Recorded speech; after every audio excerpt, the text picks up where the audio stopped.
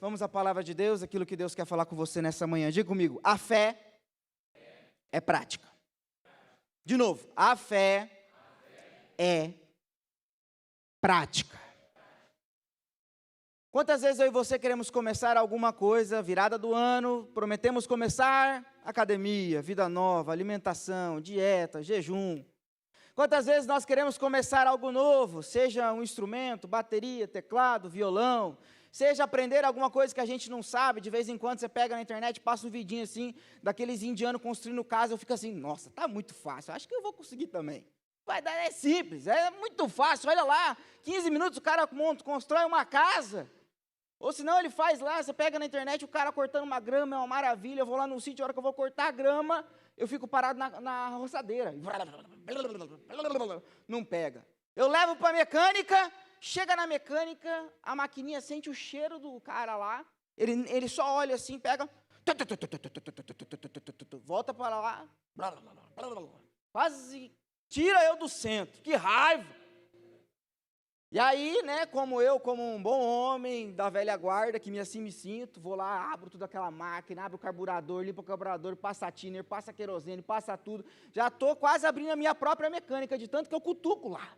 Vou fazendo, não sei o quê. Aí o Danilo emprestou uma máquina, ela estava meio ruizinha, eu olhei assim, ouvi, tem uma coisa estranha, tem alguma coisa estranha nessa máquina. Já abri a máquina dele, coloquei e falei assim, ó, estava dando ruim por causa que o filtro da gasolina estava descolocado do caninho. Já estou quase profissional no negócio.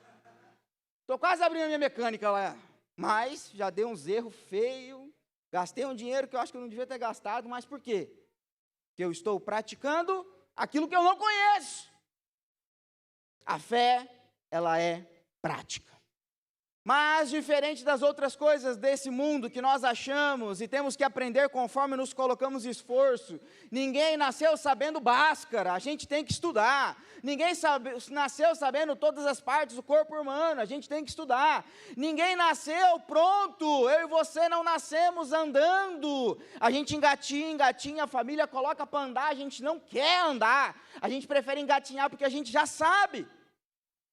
Aprender coisas novas são difíceis, aprender algo novo é complicado, aprender algo novo dói. Você levanta, cai e sorte que está com a bunda cheia de fralda. Porque aí cai e a fralda amacia a sua queda. E a criança só começa a andar porque o pai continua esforçando, porque para ele o caminhar está ótimo, ele chega onde ele quer. Mas você não vê aí adultos engatinhando, né? Para chegar a algum lugar. Porque depois eles aprendem que andar é mais rápido. Depois ele aprende que correr você chega mais rápido. Depois ele aprende que nos desenvolvemos e descobrimos o carro, que é um excelente veículo e é ótimo, é maravilhoso, aprendemos a dirigir. Mas dependendo da distância que você vai ir, talvez você precise ir de avião. Porque deve ser ótimo viajar para o Japão de carro, não sei nem se chega. A fé, ela é prática. E ela sendo prática, é necessário que eu e você pratiquemos a fé nas nossas vidas. Mas, Yohanan, como que eu posso praticar a fé? A fé parece algo tão não palpável. Não podemos tocar, não podemos sentir, não podemos ver a fé. Mas nós precisamos praticar a fé. E muitas vezes nós não praticamos a fé e colocamos a culpa na nossa rotina, nós colocamos a culpa na nossa vida, nós colocamos a culpa na falta de tempo, muitas vezes colocamos na nossa falta de fé, da prática da fé, na falta de conteúdo, mas não nos falta conteúdo para praticar a fé. Não nos falta momentos para que possamos viver uma vida em fé. Mas talvez nos falte a força de vontade. Nos falte a oportunidade de ver aonde nós podemos colocar a fé em prática. E eu gostaria de falar para você que você será aprovado na sua fé, você querendo ou não. Talvez você não use a fé e você use os seus braços para vencer as batalhas do dia a dia. Talvez você use a sua capacidade mental, a sua capacidade física. Eu sei resolver os problemas, eu sei solucionar os problemas, eu não preciso de ninguém. Talvez você utilize essas ferramentas. Mas a palavra de Deus diz que aos filhos É dado a ferramenta da fé para que eu e você possamos exercer a fé quando eu e você precisamos e podemos. Yohanan, como eu faço isso? Talvez seja um grande exemplo que me veio à mente quando eu preparei, seja igual a água. Quem aí sente sede de água? Levanta sua mão. Agora, quem não sente sede de água, levanta sua mão. Será? Todo mundo bebe 4 litros de água por dia? Sabia que o seu organismo, ele é preparado e ele coloca no nosso psicológico, se a gente não bate os 4 litros de água por dia, todo mundo, agora eu falei de água, está dando uma golinha aí, ó. Não sei por quê, o que aconteceu? O nosso organismo, ele nos prepara para sobrevivermos às situações. Se você não sente sede, é porque o seu organismo acha que você está no deserto. E aí quando você começa a beber água, e você começa a dar um golinho, 2 golinhos, 3 golinhos, 4 golinhos, você fala, mas meu Deus do céu, quanto mais eu bebo água, mais eu quero ir no banheiro, não está dando certo essa teoria. E aí eu gostaria de explicar que o seu corpo faz o quê? Como ele está vivendo no deserto, ele está guardando tudo e não te dá sede, porque se você ficar com sede, você vai sentir vontade de beber água, não tem água, você acaba morrendo psicologicamente pela falta da água. Mas a hora que você começa a beber, a hora que vem um golinho d'água no teu corpo, não, eu vou largar todas as impurezas, esse corpo ruim que está dentro dele aqui, e eu vou jogar por onde? Pelo xixi, pelo banheiro. E aí você começa a vazar, faz xixi, bebe água, vai no banheiro, bebe água, vai no banheiro, bebe água no banheiro. Quando eu bebo tererê, meu Deus do céu, que dificuldade, porque eu estou seco nesse deserto. Eu gosto de água, eu só não gosto de ir beber água. É ótima teoria. É ótimo, amamos água, só não gostamos de ir beber a água. É loucura da nossa vida. Aí eu bebo, vai no banheiro, e o nosso corpo funciona dessa maneira. Estamos no deserto, bebemos água. Ele dá um pouquinho de água, ele lança fora as toxinas que estão presentes no nosso corpo. E se nós continuarmos a beber a água, ele muda uma chavinha no nosso corpo, dizendo, ele já não está no deserto, eu posso colocar sede. E aí você vai sentir vontade de beber água, e não Coca-Cola. Entendeu? Depois desse processo, ele começa a andar um pouco mais, e aí você começa a diminuir as vezes que você vai no banheiro, quando você bebe água, o teu corpo está pensando assim, ele já não está numa falta, eu já não preciso lançar fora todas aquelas toxinas que estão no corpo dele, então eu consegui chegar a um lugar onde estamos no lugar correto. Estamos hidratados, não estamos com tantas toxinas no corpo, e você está num lugar correto, que você vai sentir sede segundo a necessidade do corpo. Então, beber 4 litros d'água só é um esforço para quem está desidratado e vivendo no deserto. Então, se eu perguntar de novo, quem aí está bebendo os 4 litros, entenda. Você bebe água e vai no banheiro tantas vezes, porque está cheio de toxinas dentro de você. Talvez como a fé, a gente não consegue praticar a fé também, porque a gente está vivendo no modo de sobrevivência. A gente não sabe usar, a gente não sabe utilizar, a gente não pensa com a fé, a gente não anda com a fé porque nós não sabemos, não entendemos. E quando começamos a andar, parece que tudo piora. Mas talvez esse seja um processo para que eu e você comecemos a andar em passos de fé, para que ela se torne uma prática real na minha e na sua vida. Gostaria de ler um texto da palavra de Deus que exemplifica sobre isso. Está lá em Tiago, capítulo 1, do verso 2 ao 4. A palavra de Deus é assim: meus irmãos, considerem motivo de grande alegria o fato de vocês passarem por diversas provações, pois vocês sabem que a prova da sua fé produz perseverança. E a perseverança deve ter ação completa, a fim de que vocês sejam maduros e íntegros, sem lhe faltar coisa alguma. Entenda que a fé é necessário que para a sua vida, para que você não tenha falta de nada.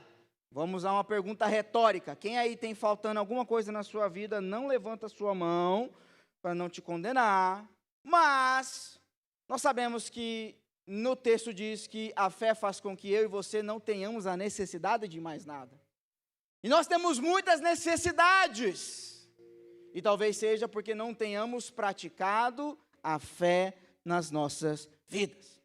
Davi enfrenta o gigante. Quem lembra a história de Davi? Davi vai enfrentar o gigante, pega aquela pedrinha, inventar aquele homem de 3,5 metros para 4 metros. E aí ele olha para aquilo, quem é você, incircunciso, que vem contra Israel, contra o rei dos reis, o senhor dos senhores? E muitas vezes eu e você queremos pensar, imaginar que recebemos Jesus, conseguimos caminhar, entendemos Ele como o nosso Senhor, e a gente já está diante de tantos gigantes que a gente está como Davi ali, diante do Golias. Mas às vezes esquecemos que o resultado de Davi chegar com confiança naquele lugar, foi todas as outras batalhas que ele venceu quando ele estava no secreto dele. Quando ele estava com as ovelhas, sozinho no pasto, e aparece um leão. Quando ele estava com as ovelhas, aparece um urso. Quando ele estava com as ovelhas e ele passa frio, uma ovelha some e corre atrás da ovelha. A gente acha que a fé a gente vai utilizar contra os gigantes, sim, mas esquecemos que a fé precisa ser uma construção nas nossas vidas, porque tempos difíceis vêm para provar a nossa fé. A prática da fé começa nas provações na minha e na sua vida, mas não coloque-se sobre gigantes. A provação da fé vem sobre as pequenas coisas, para que eu e você possamos construir uma casa bem edificada. Porque se construímos sobre areia, se você pega uma edificação e você coloca ela lá na areia, quando vem o vento, ela cai. Quando vem a chuva, aquela edificação linda tomba e cai, por quê? Porque ela foi construída sobre um lugar na qual não tem alicerce. A fé, ela é prática, porque eu e você precisamos colocar ela em êxito todos os dias. E a fé, nossa fé, a minha fé e a sua fé, muitas vezes tem falhado, porque nós temos sem construção nenhuma, querendo vencer gigantes, na qual somente Deus tem poder para fazer. Queremos colocar todos os nossos problemas, aceitei Jesus, meu Salvador, agora sou um novo homem, pego todos os meus problemas, coloco diante de Deus e Deus, resolva! E a fé não é isso. A fé é Jesus dizer, vem cá Diego, não precisa vir Diego, vem cá Diego, eu vou estar junto com você caminhando esses passos para vencer essas batalhas. Ah, mas eu tenho aquele gigante enorme, e Jesus assim, não, mas vamos começar pelos pequenos. Vamos começar pelas pequenas pedras, porque ninguém cai nas grandes, mas nas pequenas, que a gente não vê, é onde a gente bate o dedinho, levanta e solta uns palavrão que, meu Deus do céu. Quer conhecer um crente, digamos aí, a gente diz assim, leva ele para o futebol, que lá no futebol a alma dele vai vir de um jeito que parece mais UFC do que futebol. Eu já vi umas cenas assim que eu olho o UFC de vez em quando com o Yosef e falei, não, aquilo ali tá, o futebolzinho lá é mais perigoso. Esporte radical é futebol, não é pular de paraquedas. O irmãozinho, que você chama irmão, ora por ele, pede libertação, daqui a pouco está solando a sua garganta para ver se pega a bola no teu pé. Nós queremos vencer os gigantes, esquecemos que o que derruba o homem são as pequenas pedras, são as pequenas coisas. Nós precisamos entender que as provações mostram para mim e para você aonde está o nosso coração. As provações não são castigo de Deus, não pense dessa forma. A palavra de Deus diz que todas as coisas cooperam para o bem daqueles que amam a Deus. Você não é o centro do universo para todos os problemas virem para você. Todos temos problemas, seja você crente, seja você no meio do muro, ou seja você desviado. O sol nasce para o justo e para o injusto, a chuva vem para justo e para injusto, o frio vem para o justo e para o injusto. Não somos a última bolacha do pacote. Nos achamos, mas não somos. Mas todas as coisas cooperam para aqueles que amam a palavra de Deus, que amam Deus, porque nós escolhemos aprender em todas as situações. Eu fui lá, furei meu joelho num acampamento de jovens, pá! Só dificuldade, só o problema, só doença, só dificuldade, mas eu posso olhar para a situação e falar assim, Deus, não sei porque passei por essa situação, mas preciso aprender alguma coisa sobre essa situação. O que eu e o Hanan aprendi? Aprendi que se minha mãe disser para não fazer, não faça. Antes de eu sair, minha mãe disse, Hanan, não nada naquele lago. Sabe, a mãe diz, leva o guarda-chuva que vai chover, está aquele sol estrelado. Você, não precisa, mãe. A hora que você sai, não sei quais são as conspirações do mundo celestial que acontecem, mas antes de você chegar em casa, o céu vai descer em chuva. Então, muitas vezes eu olho para minha mãe e falo assim, mãe, eu vou fazer tal coisa, porque se eu perguntar para ela, ela disser não, vai dar errado. Mas hoje eu sou adulto, já tenho consciência daquilo que eu posso fazer. Eu fui para o Rio de Janeiro e falei, mãe, eu vou saltar de asa delta, lá da Pedra da Gávea. Eu olhei comigo e falei assim, eu conheço minha mãe, se eu pedir para ela, se eu posso, ela vai dizer não, porque ela vai querer preservar a minha vida, mas eu quero ir. Eu sabiamente liguei a minha mãe, mãe, eu quero a sua bênção, porque eu vou pular de asa delta. Minha mãe olhou assim para mim, eu sabia que ela já tinha entendido ali, porque as palavras são pequenas. Se eu pergunto, ela já ia dizer não. Falei, ô Hanan, você sabe que por mim, eu não ia deixar, e se você fosse pular, eu ia te buscar antes de você pular. Mas, eu vou abençoar a sua vida, porque a melhor coisa que eu posso fazer é pedir para que Deus guarde a sua vida. Aí ela orou, abençoou, pulei, graças a Deus deu tudo certo, aleluia. Mas se eu peço autorização para minha mãe, quando chegasse lá embaixo, ela pediu para me ligar que estava tudo bem. Mãe. Mas isso eu aprendi como? Eu só pulei de asa delta, porque quando eu tinha 14 anos, eu aprendi que no meu joelhinho aqui, ó, só deu errado o que minha mãe falou. E falou para mim, porque a minha irmã estava nadando a 100 metros de mim, não deu nada, aconteceu nada. Mas como ela disse para mim não nadar, não para minha irmã, a palavra tem poder. A palavra tem poder. E assim nós usamos a nossa fé. A fé é prática, porque nós precisamos usar nas pequenas coisas. O filho está doente, Deus, eu venho pedir que o Senhor venha curar o meu filho. E aí leva para o médico. O médico não vem antes de Cristo. Você está com um problema, está com uma situação, está com uma dificuldade. Primeiramente vai para quem pode fazer tudo. Porque as provações virão testar o nosso coração. E não vem me dizer que quando você perde o chão, o seu coração não vai ser revelado, porque ele vai ser. Não, está tudo certo, meu filho fica doente, e aí eu oro por ele, é uma maravilha. Se você não pratica verdadeiramente a palavra de Deus, quando uma situação de verdade abater o seu coração será revelado para você. Quando chega aquele médico, eu imagino a minha mãe, estou lá no hospital, lá, minha mãe orando todos os dias, o médico pega e fala assim, ó, vai morrer. Tem 3 dias de vida. E aí, quais são as nossas respostas? Qual é a resposta quando a gente perde o chão?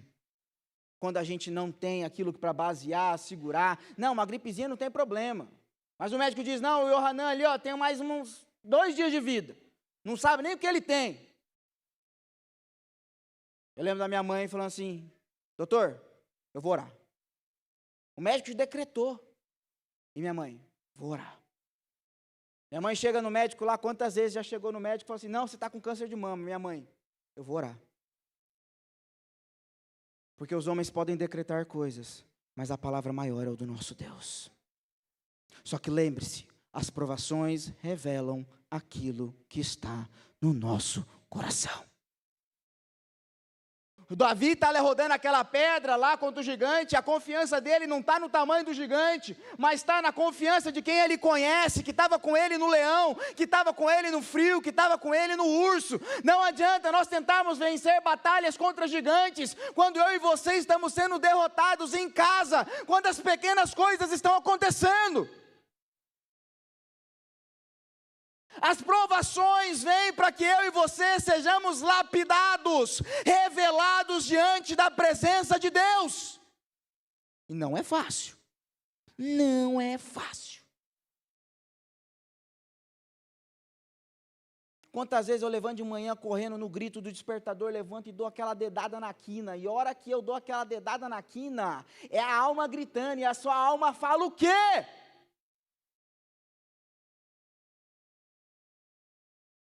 Minha mãe foi para endoscopia. Endoscopia, né? Você perde os sentidos, muitos sentidos para fazer endoscopia. Deram um remedinho para minha mãe, meu pai estava lá, minha mãe dopada, drogada de remédios para fazer o exame. O que a mãe fez? Estava evangelizando a mulher, dopada. E aí meu medo era o quê? Eu tinha que fazer o exame também. Eu falei, meu Deus do céu, o que eu vou falar quando eu ficar drogado? Porque eu tenho um exemplo em casa que a minha mãe evangelizou dopada. Eu vou fazer o quê? Vai revelar tudo que eu tenho. Eu vou sair bicudando o médico. Não sei. Eu não sei como você se considera, mas eu me considero de vez em quando, quase sempre, um desviado de carteirinha. E a hora que eu tomo um remédio, meu Deus, eu vou perder os controles sociais, morais da minha vida. O que eu vou falar naquele lugar? Graças a Deus, pelo que eu sei, passei pela situação, não falei nada. Está ótimo. Porque a Bíblia diz que aquele que fica em silêncio dá aparência de sabedoria. Oh, aleluia.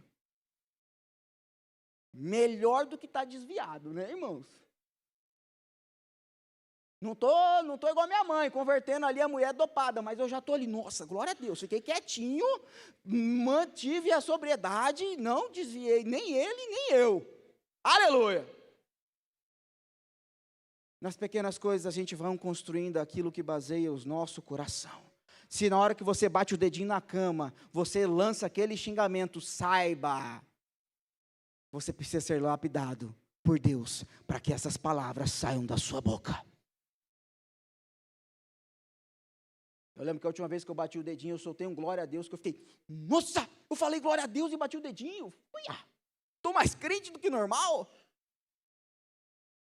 Porque a nossa prática na fé revela o nosso coração.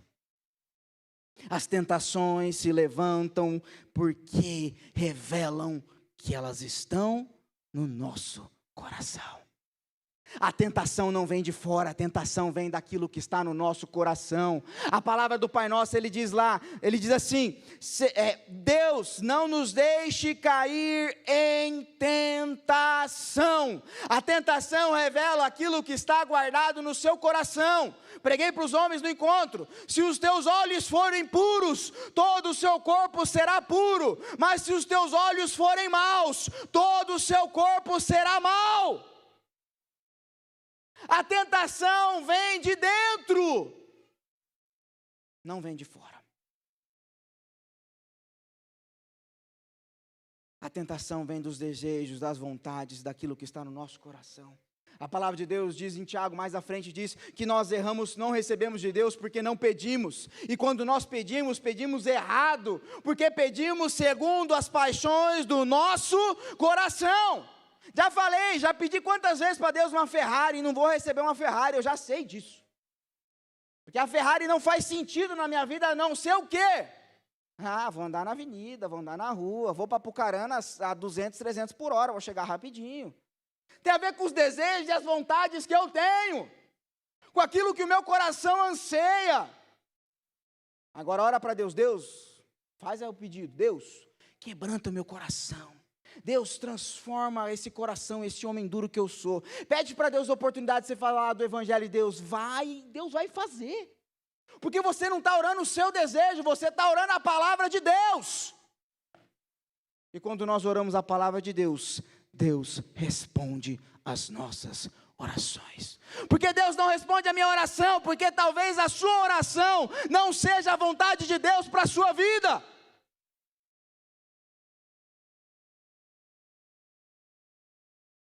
Nós precisamos praticar a fé nas nossas vidas. Quando? Nas pequenas coisas que tentam nos tirar da direção que Deus nos deu. As provações vêm na sua vida para fazer com que eu e você caiamos e a consciência, aquilo que está no nosso corpo seja revelado, ou para nos tirar da direção. Olha o que a palavra de Deus diz mais à frente ali em Tiago, versículo 13 a 15.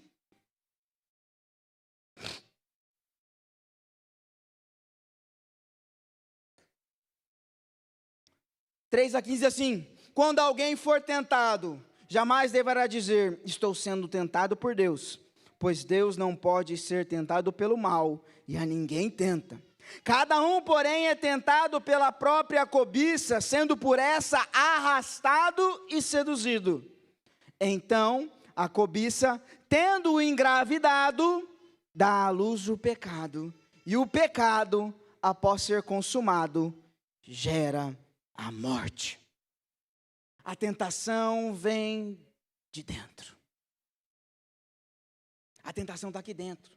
Igual eu falei para vocês diversas vezes, quando eu estou lá me preparando a mensagem, estou lendo, estou orando, coloco uma música, um louvor, fecho a minha porta do quarto, mando o Yosef embora do meu escritório, do quarto que a gente tem lá, você vai embora que eu vou fazer o sermão, está tudo ali lindo, maravilhoso, perfeito, estou ali lendo a palavra, ouvindo uma música que está para ajudar ali naquele ambiente espiritual, e aí eu estou fazendo aquilo, daqui a pouco vem, na minha mente, no meu coração vem um pecado. Vem uma imagem de uma mulher pelada, vem uma imagem de uma coisa que eu tenho que fazer, de um amigo que está me devendo, de alguma coisa que está acontecendo, de uma situação que está querendo perturbar a minha vida, perturbar meu coração. As tentações vêm de dentro. E aí eu fico, misericórdia, ô capeta, você está atribulado. Eu aqui, nesse momento, lendo a palavra, lendo ali, me preparando para a mensagem, e aí você me manda essa situação, é claro que eu vou perceber que é você que está fazendo isso.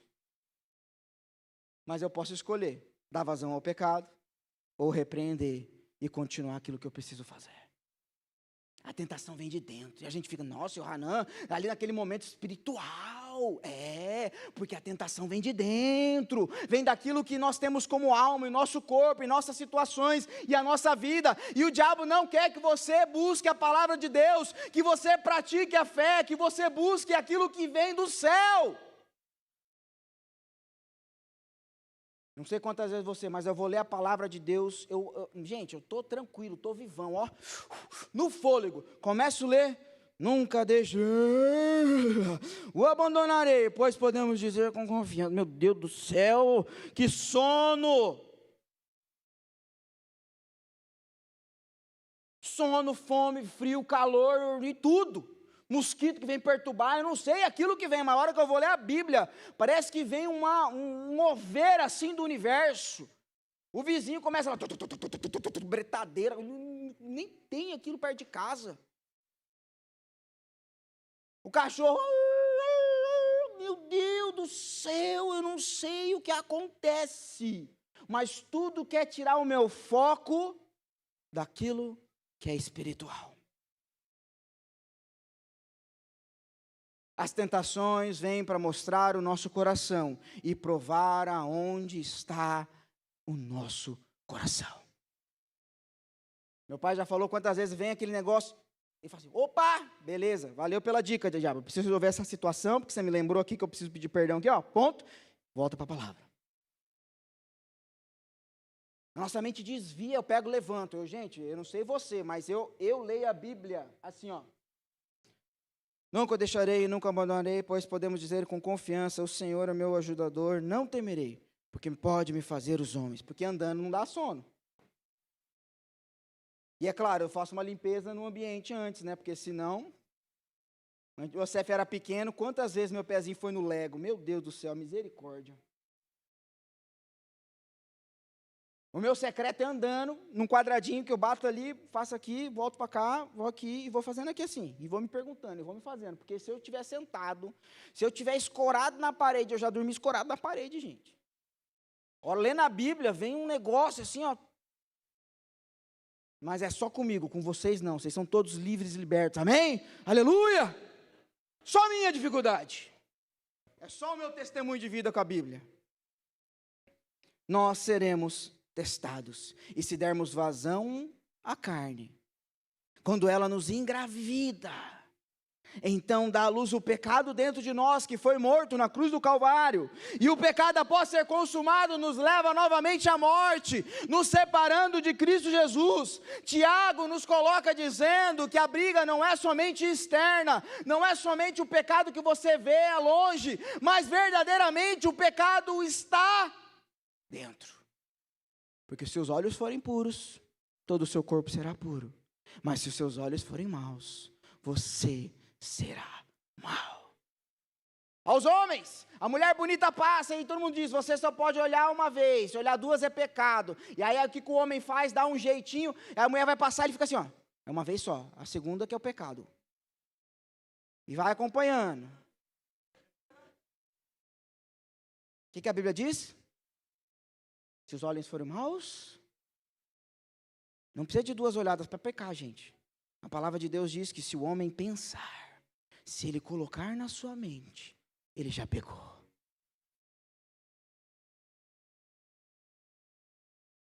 Como está o seu coração? Sabe aquela piada suja que contam ao seu redor e você não entende? Dê glória a Deus. Porque o seu coração não está corrompido com as coisas deste mundo. Porque se os seus olhos forem puros, todo o seu corpo, a sua alma e o seu coração será puro. Entenda que o seu coração, os seus desejos, as suas vontades irão tentar tomar o controle da sua vida, mas agora você aceitou Jesus, você agora é o escritor da sua história, você está escrevendo a sua história com Deus, você não é mais um espectador, pecava e não sabia por que pecava, eu roubava e não sabia por que roubava, eu desejava aquilo que não era meu e não sabia, não, agora você pode escolher, e Ele quer tomar o controle da sua vida, colocando os desejos acima da vontade de Deus. Mas nós, como filhos de Deus, sabemos que não devemos deixar o nosso coração guiar as nossas vidas, mas devemos ser guiados pela fé em Cristo Jesus. Saiba que a hora que você estiver passando diante de algumas situações, o medo vai surgir no seu coração. Por quê? Porque o medo quer tirar você do controle da sua vida. Quando uma situação de perigo acontece na sua vida, vamos lá, Yohanan está andando na mata, e aí aparece uma onça na sua frente, bate o medo, o que a gente faz? Corre, bicho, vamos salvar a vida. Não quero ver, papaléguas, ó. Vai dar para fugir? O medo te leva a viver instintivamente e não viver sobre a fé. O medo revela aquilo que nós confiamos. Quantas vezes eu estava passando sobre situações aí, não sei você, morava lá em Rolândia, e lá em Rolândia tem um monte de cachorro de rua, uns negócios doidos assim, daqui a pouco estou andando, me vê uns 30 cachorros assim, eu falei, ih, agora já era. O que a gente pode fazer com 30 correndo atrás? Meu Deus, leva meu espírito, amém. Mas revela o nosso coração. E aí eu lembro que instintivamente, pelo milagre e a graça de Deus, aleluia, eu peguei e lembrei da minha mãe fazendo algumas coisas, o sangue de Jesus tem poder. O cachorro parou assim, eu parei também. Porque não tinha o que fazer, tinha 30, fiquei olhando para ele e falei assim, o sangue de Jesus tem poder, o sangue de Jesus tem poder, o sangue de Jesus tem poder, para ter minha vida, o sangue de Jesus tem poder, o sangue de Jesus tem poder. O cachorro pegou, andou para cá, pegou, começou a ir para lá, o outro foi para lá, eu falei assim, meu Deus do céu. Glória a Deus, aleluia. Eles ouviram o poder de Deus, porque eu estava ali, ó.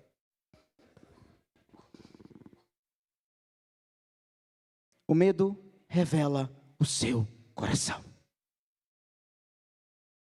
As situações acontecem ao nosso redor porque eles revelam aquilo que está guardado dentro de nós. E nós começamos a confiar naquilo que nós podemos fazer. E cadê o pau, cadê o facão, cadê o não sei o quê? Agora eu vou resolver essa situação. 30 cachorros, 15 eu levo comigo.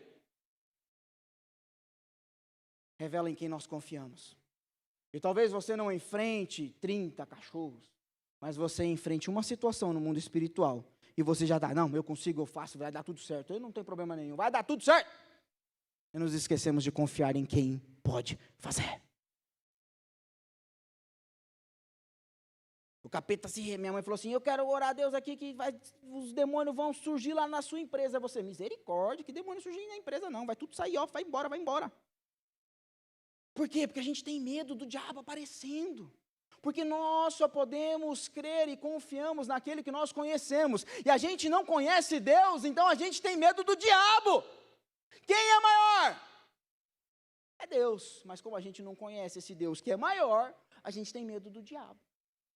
E aí a gente vai aparecer os demônios na minha empresa, que demônio na minha empresa? Porque está todo mundo livre e liberto, lá no nome de Jesus. Além, né? Não, qualquer coisa, se aparecer, a gente liga para a pastora. Porque a gente não conhece aquele que dizemos confiar. E aí o que eu já fiz algumas vezes? Deus, melhor o capeta fora do que dentro. Então, Deus, no nome de Jesus, se tiver capeta aqui, perto da minha mãe assim, se tiver capeta aqui, Sai no nome de Jesus, porque se manifestar, ela já expulsa e eu estou livre. Melhor do que estar preso. Mas a gente não confia em Deus, então a gente prefere estar preso do que livre e liberto. Porque nós não confiamos em Deus. Quem aí consegue botar a mão na cabeça e falar assim, Deus, liberta agora no nome de Jesus. Não precisa fazer agora não, minha mãe está lá no fundo. Se quiser fazer o teste, chega do lado dela assim, Deus, agora Deus, no nome do Senhor.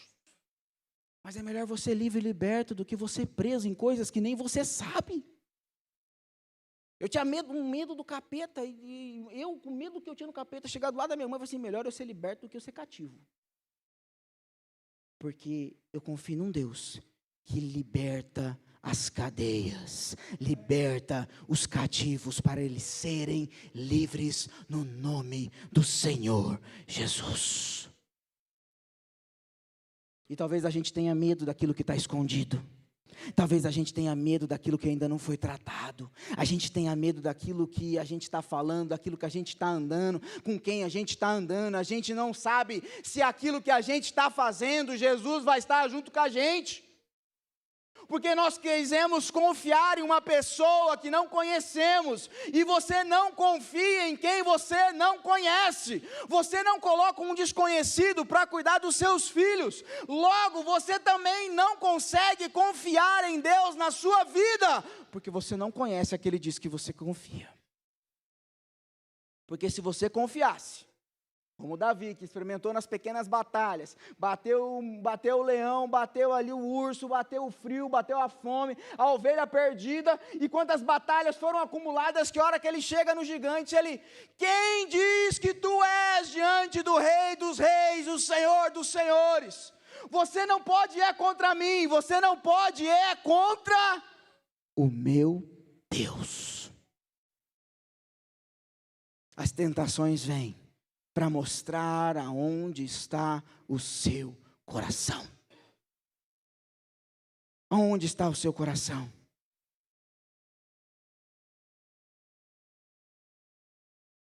Se você está em algum lugar que talvez Deus não esteja com você, eu te pergunto, o que você está fazendo lá? Eu estou numa rodinha de amigo que Deus não pode estar lá, porque, meu Deus, aquilo que a gente conversa, então o que você está fazendo lá? Se Deus não pode estar lá, não esteja você também.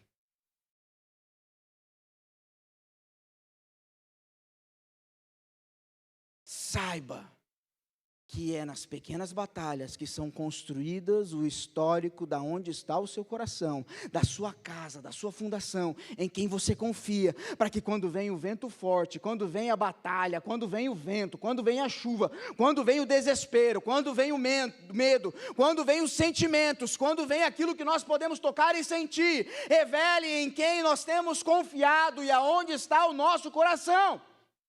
E é por isso que a palavra nos indica que a prática da fé nos leva a uma consistência de sermos filhos, uma consistência de sermos maduros, uma consistência de nós olharmos para as situações e dizer, não é aquilo que podemos ver, não é aquilo que podemos tocar, mas é aquilo que nós podemos crer. Tem 1000 à minha esquerda, 10.000 à minha direita, mas eu permanecerei firme, porque o Senhor está comigo.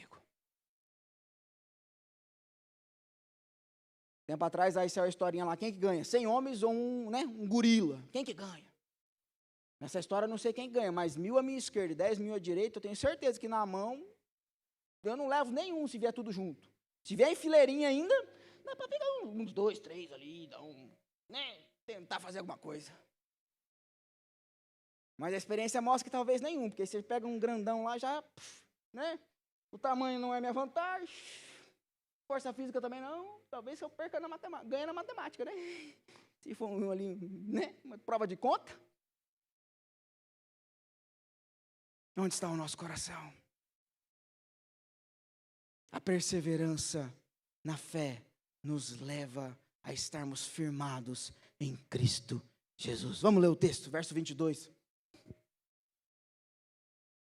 Do 22 ao 25, ele diz assim: sejam praticantes da palavra, não apenas ouvintes, enganando a vocês mesmos. 23. Aquele que ouve a palavra, mas não a põe em prática, é semelhante a um homem que se vê no espelho, mas depois de olhar para si mesmo, sai e se esquece da sua aparência. 25.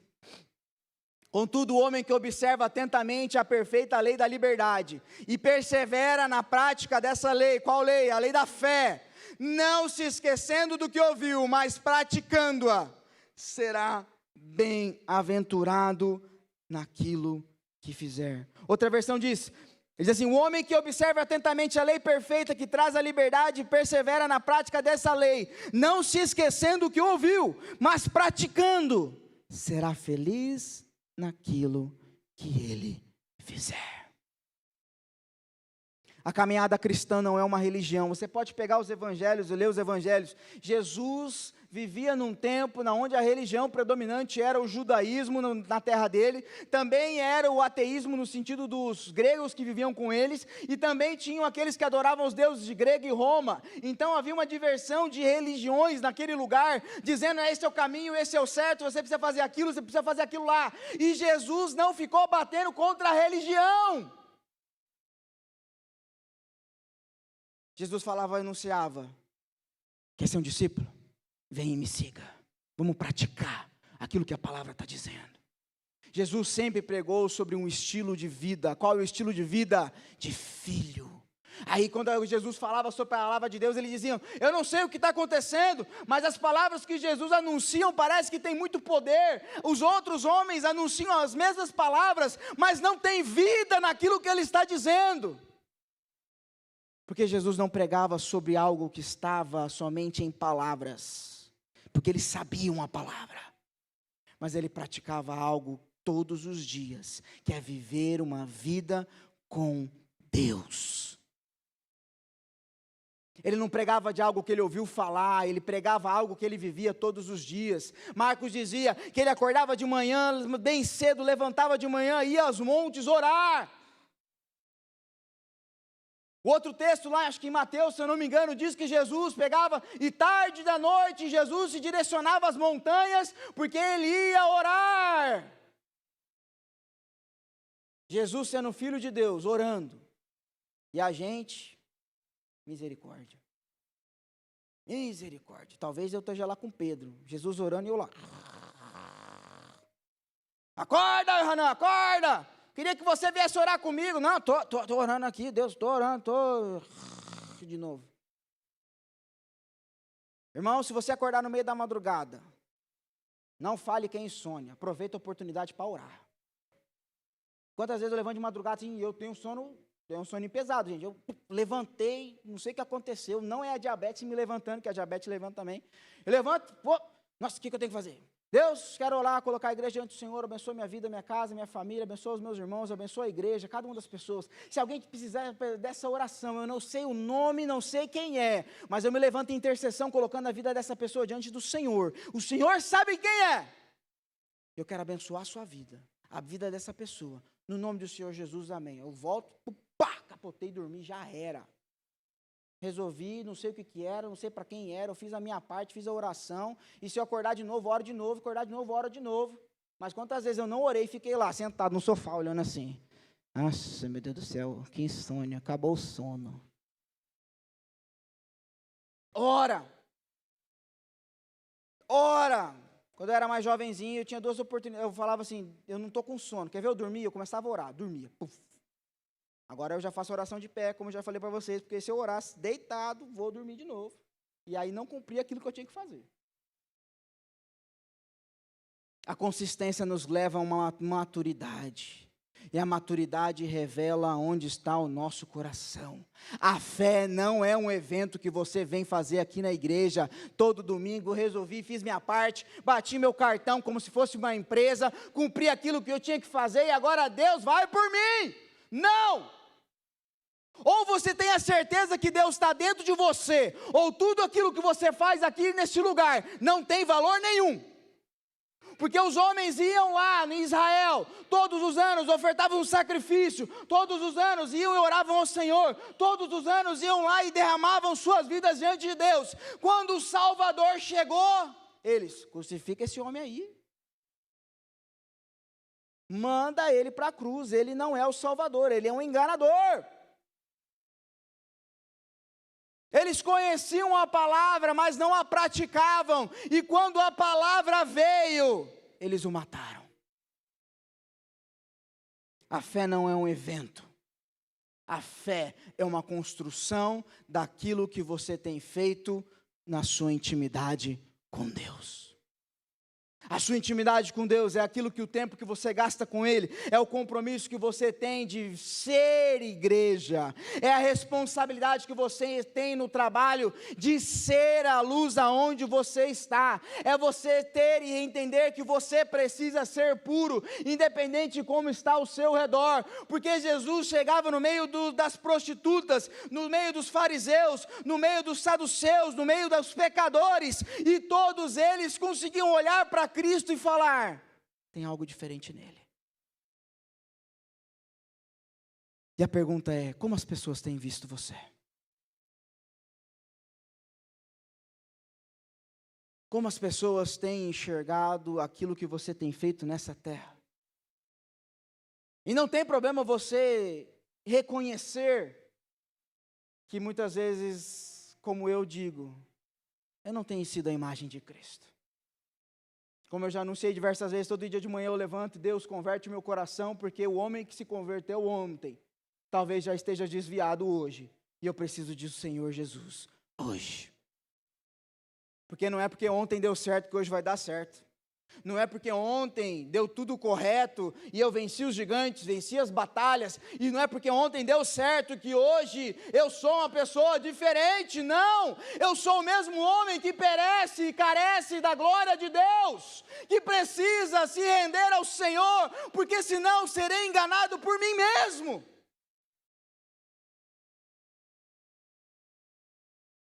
Todos os dias levanto de manhã e falo: Deus, quebra esse coração que está duro, porque se ontem deu certo, hoje talvez não dê certo. Eu preciso mais de você hoje do que eu precisava de ontem, porque ontem eu ainda posso colocar um orgulhinho, deu certo, então está ótimo, mas hoje, talvez eu esteja mais orgulhoso que ontem. Eu preciso mais ainda que o Senhor salve a minha vida.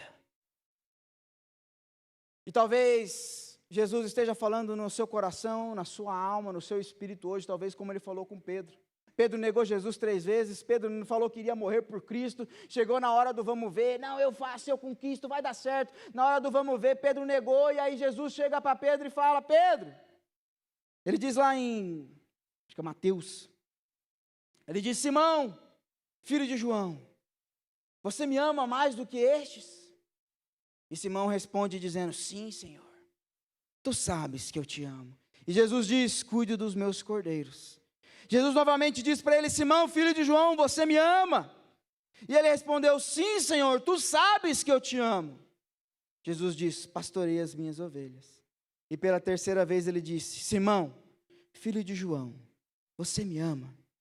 Pedro ficou magoado por Jesus lhe ter perguntado pela terceira vez: você me ama? Ele disse: Senhor, tu sabes todas as coisas e sabe que eu te amo. Disse Jesus: cuide das minhas ovelhas. Pedro tinha acabado de negar Jesus e 3 vezes batendo na cabeça dele: não, você me ama? Aí eu imagino Pedro ouvindo o galo cantar lá no fundo da alma dele. E ele falou: não, você sabe que eu te amo, Senhor. Aí Jesus pergunta de novo, e o galo canta de novo na mente dele. Eu não sei você, mas eu já estou vendo o galo cantando na mente de Pedro, porque o capeta, para lembrar umas presepadas dessa, é o profissional. Aí ele pergunta: Pedro, tu me amas? Pedro: tu sabes, Senhor. Terceira vez o galo canta, ele lembra: nossa, eu não... tu sabes, Senhor. O Senhor sabe meu coração. O Senhor sabe que eu sou um homem falho, um homem que muitas vezes erra, peca, que não anda direito, que anda torto. Tu sabes verdadeiramente quem eu sou e o meu caminho, aquilo que eu tenho feito. O Senhor sabe o que eu fiz. O Senhor sabe. O Senhor sabe que eu tenho feito tudo. Que mesmo eu errando, eu ainda amo o Senhor. E meio que Jesus diz assim, Senhor, diz para Pedro, Pedro, eu sei quem você é, mas eu estou mudando aquele homem que você é e dizendo, eu vou fazer na sua vida. Por isso, Pedro, confie em mim. Não naquilo que você pode fazer, naquilo que você pode conquistar. Confie em mim e cuide das minhas ovelhas. Talvez desta manhã Deus queira reafirmar esse propósito que Ele tenha com você. Deus já chamou, já salvou sua vida, você já entendeu o propósito da sua vida, você já entendeu o valor da cruz do Calvário, mas talvez como eu, muitas vezes, eu preciso olhar diante desse espelho e dizer para mim mesmo, eu não tenho sido Cristo nessa terra. Eu não tenho feito aquilo que Ele fez, eu não tenho pensado da maneira que Ele tinha pensado, eu muitas vezes não tenho gastado verdadeiramente o meu tempo naquilo que tem valor, eu não tenho priorizado o meu relacionamento e a minha intimidade com Deus, eu tenho priorizado a minha vida, aquilo que eu conquistei, aquilo que eu posso ter, eu tenho desviado o meu olho do Senhor e muitas vezes tenho esquecido quem é o Senhor. Tenho dito ao mundo que amo o Senhor, que sou seu filho, mas o Senhor sabe como está o meu coração. E talvez desta manhã Deus queira reafirmar esse propósito na sua vida. Você sabe aquilo que você tem dado valor, se você tem dado valor às coisas desse mundo, ou se você tem dado valor à intimidade que você tem no secreto com Deus. Deus conhece o seu coração. Curva a sua cabeça, feche seus olhos aí, assentado mesmo.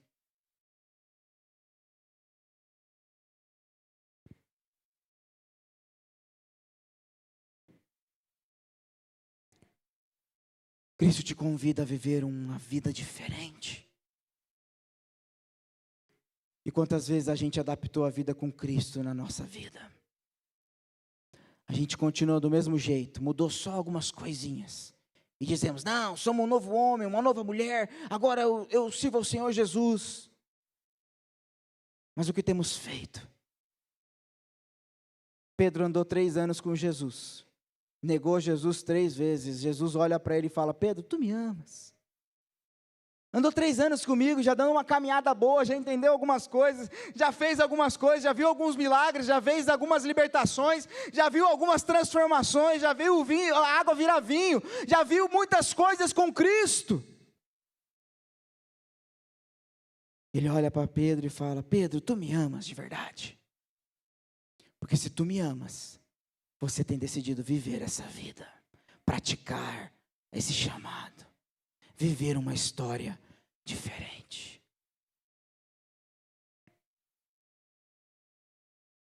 A vida, a fé, ela é prática. Mas muitas vezes temos vivido uma vida sem Deus. Sem usar a fé. Levantamos de manhã, conquistamos as batalhas, almoçamos, vencemos, tomamos café, vencemos a janta, vencemos o dia, chegamos no final do dia e dizemos, deu tudo certo. E nos esquecemos quem nos deu o dia para vivermos. Faça a sua oração nesta manhã. Converse com esse Deus que diz e pergunta para você, tu me amas? E aí eu tenho certeza que o Espírito Santo vai começar a lembrar aquilo que você fez ontem, semana passada, mês passado, aquilo que você fez hoje de manhã, aquilo que está no seu passado. E aí você muitas vezes, como Pedro, vai dizer, não, eu amo o Senhor. E aí Jesus pergunta 3 vezes, será que verdadeiramente você me ama?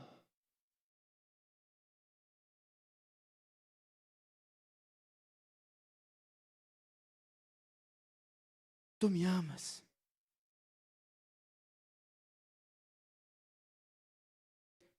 Senhor Deus, nesta manhã nós nos colocamos diante da Tua presença, porque reconhecemos que perecemos e precisamos do Senhor. Muitas vezes temos adaptado a nossa vida cristã, à nossa vida mundana.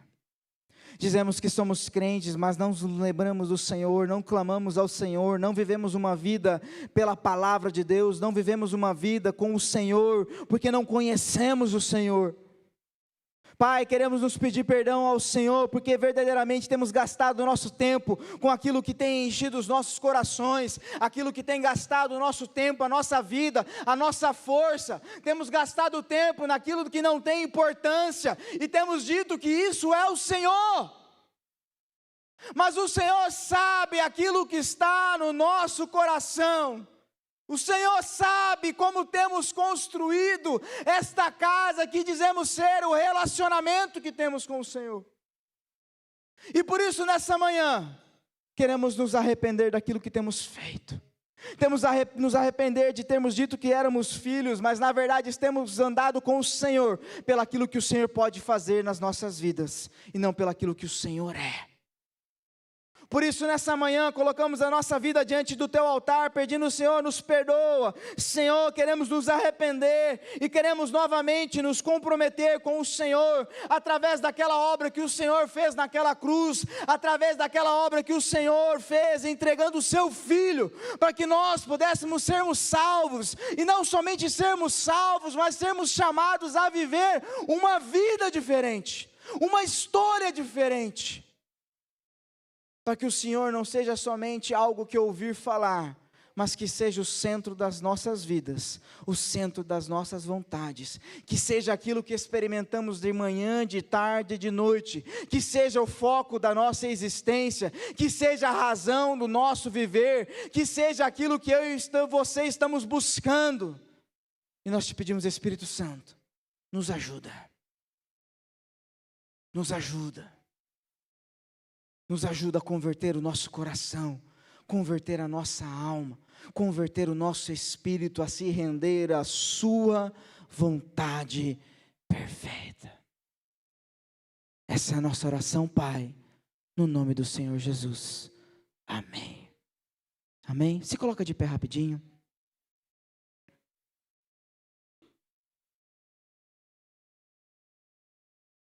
Eu gostaria que você permanecesse de olho fechado. Todo mundo.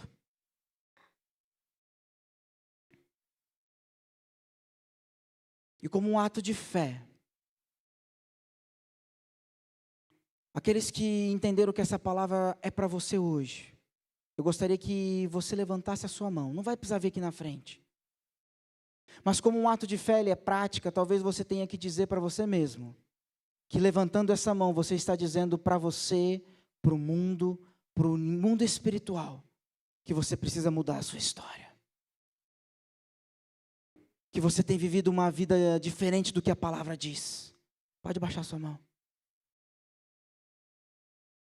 Esse levantar não tem a ver com aquilo que eu estou vendo, aquilo que os pastores têm a ver, mas tem a ver com você praticar aquilo que talvez você tenha dito, não é real, mas agora levantando a mão eu estou dizendo para mim mesmo, para o mundo espiritual, que eu quero praticar e eu quero viver essa vida, viver essa existência que caminha pela fé, que anda pela fé, não aquilo que eu posso ver, não aquilo que eu posso sentir, não pelos meus sentimentos, o medo, a angústia, mas eu creio num Deus que é maior do que aquilo que eu posso ver e sentir. E é por isso que eu levanto a minha mão crendo que o Senhor fará e está fazendo uma obra.